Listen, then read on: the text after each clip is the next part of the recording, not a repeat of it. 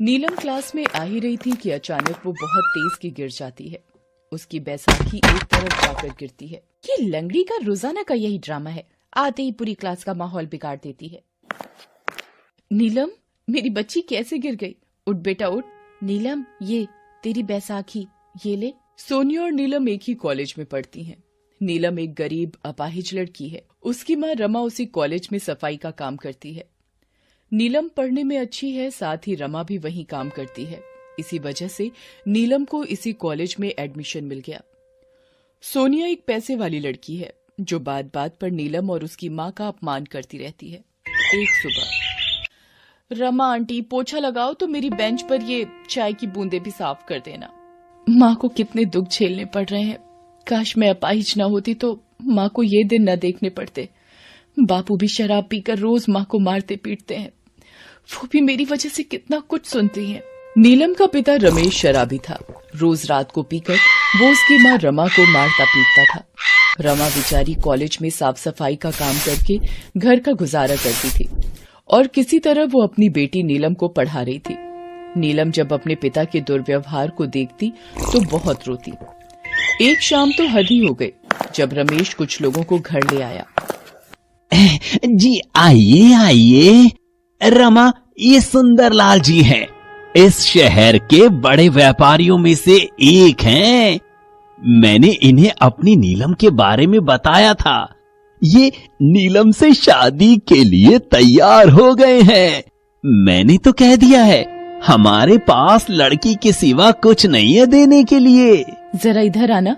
ये लड़का नहीं, एक 60 से 65 वर्ष का बूढ़ा इंसान है। जरा इसकी उम्र तो देखो। तुम इसके साथ अपनी बेटी की शादी करना चाहते हो? खबरदार, तेरी जरा सी आवाज भी आई। एक तो तेरी लड़की के लिए रिश्ता ढूंढ कर लाया हूँ। ऐसे नखरे दिखा रही है जैसे तेरी लड़की कहीं की हूर की परी हो। सबको पता है हमारे नसीब फूटे हुए हैं। हमारी बेटी लंगड़ी है। जब तक मैं जिंदा हूँ मैं अपनी बेटी को ऐसे ही किसी के गले नहीं बांध दूंगी। कितने पैसे खाए हैं इन लोगों से शराब पीने के लिए। हमें कोई शादी नहीं करनी। आप सब यहाँ से चले जाइए। मेरी बेइज्जती करने के लिए तू यहाँ लेकर आया था। एक तो तेरी अपाहिज लड़की पर तरस खाकर मैंने उससे शादी करने के लिए हाँ कह दी। चलो भाइयों यहाँ से। सारी उम्र अपनी लंगड़ी बेटी को बैठा कर रखना। तेरी वजह से मेरा कितना नुकसान हो गया। ये वैसे कुछ काम की नहीं, कम से कम इसकी शादी के बदले कुछ फायदा हो जाता। पूरे 2 लाख रुपए सुंदरलाल जी शादी के बदले देने वाले थे मुझे। तूने सब खराब कर दिया। हट, बोतल चढ़ाने दे। सारा नशा उतार दिया। रमेश एक लालची पिता था। वो चाहता था कि वो नीलम की शादी उस अमीर सुंदरलाल से कर दे ताकि उसे पैसे मिल जाएं। इसलिए वो सुंदरलाल को दोबारा मनाने के बारे में सोचने लगा। नया साल आने वाला था। सोनिया कॉलेज में एक अनाउंसमेंट करने वाली थी। फ्रेंड्स, मैं आप सबको बताना चाहती हूँ कि इस बार न्यू ईयर की पार्टी मेरी तरफ से है और आप सब इनवाइट हो। ये पार्टी मैं एक बहुत ही मशहूर क्लब में देने जा रही हूँ। फिर तो बहुत मजा आने वाला है। तुम्हारे नए साल की पार्टी का अलग ही मजा है। ड्रिंक्स, स्नैक्स, डांस पार्टी और बहुत कुछ। ये सोनिया लंगड़ी को भी बुलाना है क्या? वो देख क्लास में आ रही है। अरे बुला लूंगी, इसको भी बड़ा मजा आने वाला है। कोई ना कोई मनोरंजन करने वाला भी तो होना चाहिए, वरना पूरी पार्टी बोर जाएगी। रुक, मैं इसको आने के लिए कहती हूँ। नीलम, मैं अपने घर पर नए साल की पार्टी करने जा रही हूँ। वो बुलाए है। मैं चाहती हूँ कि तुम भी इस नए साल की पार्टी में जरूर आओ। देखो, मना मत करना। मैं चाहती हूँ कि हम सारे आपसी भेदभाव मिटाकर नए साल की शुरुआत करें। काम्या, तुम्हें भी आना है। मुझे पता है तुम नीलम की बेस्ट फ्रेंड हो तो तुम दोनों का साथ भी रहेगा। ठीक है सोनिया, मैं और नीलम आ जाएंगे। तो ठीक है, कल रात तुम सब टाइम पर क्लब पहुँच जाना। काम्या, तुझे तो पता है मैं पार्टी और क्लब वगैरह नहीं जाती, फिर तूने हाँ क्यों बोल दिया? मैंने सुना है सोनिया की न्यू ईयर पार्टी देखने वाली होती है। चल लेंगे ना, फिर न्यू ईयर पार्टी रोज रोज थोड़ी होती है। ठीक है, पर एक बार माँ से पूछ लूं। घर जाकर नीलम रमा को सारी बात बताती है। नीलम, सोनिया का स्वभाव तो तुम जानती हो, पता नहीं तुम्हें भेजते हुए डर लग रहा है। आंटी जी आप घबराओ नहीं, नीलम अकेली नहीं जा रही है, मैं भी उसके साथ पार्टी में जा रही हूँ। हम कुछ देर रुककर वापस आ जाएंगे। ठीक है काम्या, कुछ देर के लिए हम चलते हैं। नीलम और काम्या सोनिया की न्यू ईयर की पार्टी में चली जाती है। नीलम एक गरीब परिवार में पली बढ़ी थी। वो पहली बार ही किसी क्लब पार्टी में आई थी। सोनिया, ये लड़की कौन है जिसे पार्टी में बुला लिया है? मोंटी तुम देखते जाओ, पार्टी का मजा दुगना करने के लिए ही इसे यहाँ बुलाया है। काम्या मैं कुछ देर यहाँ बैठ जाती हूँ, तुम मेरी चिंता मत करो, तुम दोस्तों के बीच एंजॉय करो। ठीक है, फिर मैं थोड़ी देर में सबसे मिलकर तेरे पास आती हूँ, तू यहाँ बैठ जा। इतनी देर में सोनिया माइक पर अनाउंसमेंट करने लगती है। फ्रेंड्स, जैसा कि आपको पता है अगले 1 घंटे में हम सब नए साल में एंटर करेंगे, तो अभी सब लोग डांस फ्लोर पर आएंगे और झूम कर नाच कर नए साल का स्वागत करेंगे। सब लोग आ चुके हैं, म्यूजिक प्लीज। नीलम तुम वहाँ टेबल पर क्या कर रही हो? तुम डांस करने नहीं आ रही क्या? अरे सोनिया, भूल गई, ये तो लंगड़ी है, ये ठीक से खड़ी भी नहीं हो पाएगी और तुम इसे नाचने के लिए बोल रही हो। ओह, मैं तो भूल ही गई। सॉरी नीलम, तुम तो डांस कर ही नहीं सकती। सो फ्रेंड्स, आप लोग डीजे पर ड्रिंक्स और पार्टी के साथ म्यूजिक एंजॉय कीजिए। मोंटी मेरे लिए एक ग्लास ड्रिंक बनवा लाओ प्लीज। ये मुझे ऐसे समझती है जैसे इसके बाप का नौकर हूँ। इसे सबक सिखाना ही पड़ेगा। ये गई नशे की गोलियां ड्रिंक में। सोनिया, तुम्हारा ड्रिंक। मोंटी मुझे चक्कर आ रहे हैं। आओ कुछ देर रूम में चलते हैं। ये इस लड़के ने सोनिया की ड्रिंक में क्या मिलाया था और ये ऊपर कहाँ जा रहे हैं? मुझे कुछ गड़बड़ लग रही है। मोंटी मेरी आंखों के आगे अंधेरा आ रहा है। तुमने मेरी ड्रिंक में कुछ मिलाया है क्या? बस कुछ ही देर की बात है सोनिया, फिर तुम मेरी बाहों में होगी। ये क्या कह रहे हो मोंटी? मुझे छोड़ो मुझे। अरे इतनी मुश्किल से तो मेरे हाथ में आई हो, कैसे छोड़ दूं? बहुत दिनों से तूने मुझे अपना नौकर बना कर रखा हुआ था। आज मैं तेरे से अपना बदला लेकर ही रहूंगा। मैं तुझे कहीं का नहीं छोड़ूंगा। ये तो सोनिया है और ये मोंटी इसके साथ क्या कर रहा है? मुझे सोनिया को बचाना होगा, पर मैं क्या करूं? नीलम सोनिया को बचाने के लिए अपनी बैसाखी से पीछे की खिड़की तोड़कर किसी तरह अंदर आ जाती है। सोनिया भागकर नीलम के गले लग जाती है। नीलम अपनी बैसाखी से मोंटी पर वार करती है। इतनी देर में सोनिया कमरे का दरवाजा खोल देती है और होटल स्टाफ शोर सुनकर अंदर आ जाता है। सर, ये लड़का मोंटी मेरे साथ जबरदस्ती कर रहा था। आप चिंता मत कीजिए मैडम, मैं अभी पुलिस को बुलाकर इसे गिरफ्तार करवाता हूँ। आप घबराइए मत। सोनिया तुम ठीक हो ना? नीलम, आज तुम्हारी वजह से भगवान का शुक्र है मैंने मोंटी को तुम्हारी ड्रिंक में कुछ मिलाते देख लिया। मुझे उस पर शक हुआ और सही वक्त पर मैं वहाँ पहुँच गई। वैसे नया साल मुबारक हो सोनिया, 12 बज गए हैं। तुम्हें भी नया साल मुबारक हो नीलम। मैंने तुम्हारा हमेशा अपमान किया, मुझे माफ कर देना। सोनिया, पिछली सारी बातें भुलाकर अब नए साल में नई खुशियों का स्वागत करो। अगले दिन सोनिया नीलम को लेने उसके घर जाती है। नए साल का पहला दिन है। मैं सोच रही हूँ नीलम ने मेरी बहुत सहायता की है, उसे आज साथ में कॉलेज लेकर जाऊंगी। अरे ये तो पापा की गाड़ी है। ये नीलम के घर के बाहर कैसे? सुंदरलाल जी, अब नीलम मना नहीं करेगी। हमें आपके साथ हमारी बेटी नीलम का रिश्ता मंजूर है। आप सगाई की अंगूठी नीलम को पहना दीजिए। पापा शादी करने वाले हैं, वो भी मेरी सहेली नीलम के साथ?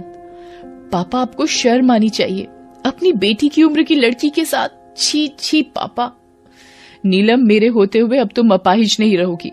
मैं तुम्हारे पैरों का इलाज करवाऊंगी। और पापा, आप यहाँ से चले जाओ तो ही अच्छा है। और आप नीलम के पिता होकर अपनी ही बेटी की पैसों के लिए किसी के साथ भी शादी कर रहे हो। शर्म आनी चाहिए आपको भी। सोनिया, मुझे ये शादी नहीं करनी। मुझे पढ़ाई करके नौकरी करनी है ताकि अपनी माँ की देखभाल कर सकूं।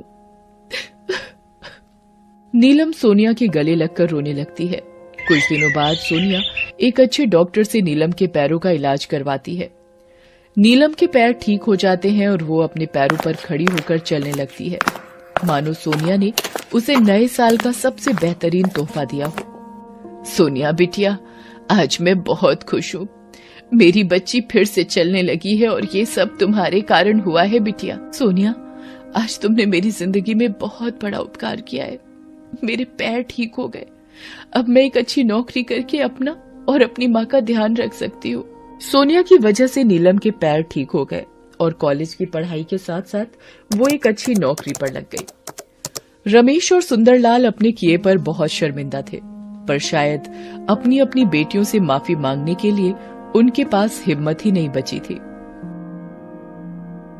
दिल्ली शहर में रमेश और टीना दोनों भाई बहन थे और उनके माता पिता एक बाढ़ के कहर का शिकार हो गए थे। उनके पास ऐसा कोई नहीं था जो उनका ख्याल रख सके। एक दिन वो दोनों खाने की तलाश में एक गली से दूसरी गली भटकते रहते थे। रमेश अपनी बहन टीना से बोलता है, दीदी, मुझे बहुत भूख लगी है। आज सुबह से कुछ खाने को नहीं मिला है। मुझसे और भूख बर्दाश्त नहीं हो रही। रमेश, बस थोड़ा और इंतजार कर, हमें कुछ खाने को मिल ही जाएगा। तू चिंता मत कर, चल हम दूसरी गली में चलकर देखते हैं। दूसरी गली के बाहर एक गेट लगा हुआ था। उसके पास ही एक चौकीदार बैठा हुआ था। रमेश और टीना गली के अंदर जा ही रहे थे, तभी उन दोनों को वहाँ बैठा चौकीदार रोकता है। अरे अरे, कहाँ जा रहे हो? हैं? चलो निकलो यहाँ से, चलो। अंकल, हमने सुबह से कुछ नहीं खाया है, हमें अंदर जाने दो, क्या पता कोई हमें खाना दे दे। अरे यहाँ भीख मांगना मना है। चलो चलो, जाओ यहाँ से। दोनों बच्चे उदास होकर वहाँ से चले जाते हैं। तभी वो दोनों बच्चे चलते चलते एक घर के बाहर पहुँचते हैं। वहाँ एक महिला थी। माताजी, कुछ खाने के लिए दे दो ना, बहुत भूख लगी है। मेरे भाई ने कल से कुछ नहीं खाया है। चलो चलो भागो यहाँ से, पता नहीं कहाँ कहाँ से आ जाते हैं, इनका तो काम ही यही है। वो औरत भी उन दोनों को कुछ नहीं देती और अपने घर से भगा देती है। रमेश भूख से बेहाल हो रहा था। सुबह से चल चल कर थक गया था। चलते चलते वो दोनों एक बड़े से घर के सामने आकर रुक जाते हैं और आवाज लगाते हैं, सुनिए, कोई हमें खाना खिला दो। सुनिए, घर में कोई है क्या? क्या कोई हमें खाना दे सकता है? हमने कल से कुछ नहीं खाया है। तभी उनकी आवाज सुनकर एक लड़की घर से बाहर आती है। अरे, कौन हो तुम और ऐसे भीख क्यों मांग रहे हो? तुम्हारे माता पिता कहाँ हैं? उस लड़की की बात सुनकर दोनों बच्चे उदास हो जाते हैं। हमारे माता पिता नहीं रहे, हम दोनों अकेले हैं, इसलिए हम भीख मांग रहे हैं। क्या हुआ आपके माता पिता को? हमारे गांव में 2 दिनों से बहुत तेज बारिश हो रही थी और पास ही बने बांध में पानी का स्तर भी बहुत बढ़ गया था। इसी कारण मेरे पिता ने मेरी माता से कहा था, सरला, हमें जल्दी ही इस गांव से निकलना होगा। पानी का स्तर बहुत तेजी से बढ़ रहा है। मैंने सारा सामान बांध लिया है, हमें अब यहाँ से निकलना चाहिए। टीना बेटा, तुम अपने पिताजी के पास जाओ, रमेश को मैं उठा लूंगी। सभी गांव वाले अपने अपने घर छोड़कर जाने लगे थे। पानी का स्तर बहुत तेजी से बढ़ रहा था। मोहन और सरला अपने बच्चों को लिए आगे बढ़ रहे थे। तभी उनके पास एक बोट आती है। देखिए, अभी बोट में बैठने के लिए कोई जगह नहीं है, आप दूसरी बोट का इंतजार करिए, ठीक है? पानी का स्तर बहुत बढ़ गया है साहब, आप हमारे बच्चों को ही बस बैठा लीजिए। वो सिर्फ हम दोनों को ही बोट में बिठा लेते हैं, हमारे माता पिता वहीं रह जाते हैं और हमारी बोट जैसे ही आगे बढ़ती है, दूसरी ओर गांव में बना हुआ बांध टूट जाता है और पानी का सैलाब सबको अपने साथ बहा कर ले जाता है। उसी बाढ़ में हमारे माता पिता भी बह गए थे। अभी हमारे पास ना तो घर है और ना ही खाने के लिए खाना। अच्छा, तुम दोनों यहीं रुको, मैं तुम्हारे लिए कुछ खाने के लिए लाती हूँ। ये कहकर वो लड़की घर की ओर खाना लेने चली जाती है। रमेश और टीना वहीं घर के बाहर बैठकर उस लड़की के आने का इंतजार करते हैं और तभी उस घर में एक गाड़ी आती है और उस गाड़ी में से एक महिला बाहर निकलती है और जैसे ही वो रमेश और टीना को देखती है, वो गुस्से में तुरंत ही चिल्लाते हुए बोलती है, कौन हो तुम और यहाँ मेरे घर के आगे क्यों बैठे हो? निकलो यहाँ से, पता नहीं कहाँ कहाँ से आ जाते हैं। वो महिला बहुत ही अमीर और घमंडी थी। जी, हमें भूख लगी है, वो दीदी हमारे लिए खाना लेने के लिए अंदर गई है। ये काव्या भी पता नहीं किस किस को बिठा लेती है। तुम दोनों उठो और भागो यहाँ से जल्दी से। वो औरत रमेश और टीना की कोई बात नहीं सुनती और उन्हें वहाँ से भगा देती है। तभी वो लड़की काव्या खाना लेकर घर से बाहर आती है और वो देखती है कि वो दोनों बच्चे तो वहाँ हैं ही नहीं। अरे, वो दोनों बच्चे कहाँ चले गए? तो फिर वो अपनी माँ को देखती है। काव्या अपनी माँ से पूछती है। माँ, भी इधर 2 बच्चे थे, वो दोनों कहाँ गए? क्या आपने उनको देखा है? बेचारे 2 दिन से भूखे थे, उनको बहुत भूख लगी थी। मैंने तो उन्हें यहीं बैठने को कहा था, पता नहीं कहाँ चले गए। मैंने उन दोनों को यहाँ से भगा दिया। तो ऐसे किसी की भी बातों में मत आया कर। तुम्हें ये कितनी बार समझाया है, ये सिर्फ गरीब दिखते हैं, लेकिन ये बहुत चालाक होते हैं। मौका मिलते ही चोरी करके रफू चक्कर हो जाते हैं। माँ, वो दोनों बहुत अच्छे थे। उन बच्चों के माता पिता बाढ़ में बह गए थे, अब उनका कोई नहीं है, इसीलिए वो भीख मांगकर अपना गुजारा कर रहे हैं। काव्या की माँ उसकी बात नहीं सुनती और वो दोनों घर के अंदर चले जाते हैं। काव्या भी अपने कमरे में चली जाती है, लेकिन अभी भी काव्या उन बच्चों के बारे में सोचती रहती है। पता नहीं उन बच्चों को कहीं खाना मिला होगा भी या नहीं। और काव्या भगवान गणेश जी से प्रार्थना करती है, हे गणेश जी, जैसे आप मेरा साथ देते हो वैसे ही उन बच्चों पर भी अपनी कृपा करना। और दूसरी तरफ रमेश और टीना खाने के लिए दर दर भटक रहे थे। दीदी, मैं बहुत थक गया हूँ, चलो ना कहीं हम बैठ जाते हैं। ठीक है रमेश, अगर कोई पेड़ दिखेगा तो हम इस पेड़ के नीचे बैठकर थोड़ी देर आराम कर लेंगे। ये कहकर वो थोड़ी दूर आगे बढ़ते हैं, तभी उन्हें एक पेड़ दिख जाता है और वो दोनों उस पेड़ के नीचे बैठ जाते हैं। दीदी, हमें कोई भी खाना नहीं देगा तो हम ऐसे ही भूखे मर जाएंगे। रमेश, तू यहीं आराम कर, मैं उस मंदिर के पास जाकर देखती हूँ। ये कहकर टीना मंदिर की तरफ जाती है। तभी उसे रास्ते में एक औरत मिलती है। वो एक फूल वाली थी। उसके ठेले का पहिया एक गड्ढे में फंस गया था। टीना उसके पास जाती है। क्या मैं आपकी मदद करूं? हाँ बेटा, मेरे ठेले का पहिया इस गड्ढे में फंस गया है, तुम मेरे साथ इसको धक्का लगवा दो। टीना उस औरत के साथ ठेले पर धक्का लगवाती है और ठेला गड्ढे से बाहर आ जाता है। धन्यवाद बेटा। क्या नाम है तुम्हारा? मेरा नाम टीना है आंटी। क्या आपके पास कुछ खाने के लिए है? मेरा भाई बहुत भूखा है। बेटा, अभी तो मेरे पास कुछ नहीं है। क्या तुम यहाँ अकेले हो? हाँ, हम दोनों भाई बहन ही एक दूसरे का सहारा हैं। ये बात सुनकर उसको उन पर दया आ जाती है। मेरा नाम सुधा है, तुम मेरे साथ मेरे घर चलो, मैं तुम्हें वहाँ कुछ खाने को दे दूंगी। मेरा घर यहीं पास में है। टीना और रमेश सुधा के साथ चल देते हैं। वहाँ पहुँचकर सुधा उन दोनों को खाना देती है। दोनों बच्चे खाना खाने लगते हैं। उनको खाना खाते देखकर लग रहा था कि वो दोनों कई दिनों से भूखे हैं और उन्होंने कुछ नहीं खाया। दोनों की हालत देखकर सुधा की आंखों में आंसू आ जाते हैं। धन्यवाद आंटी जी।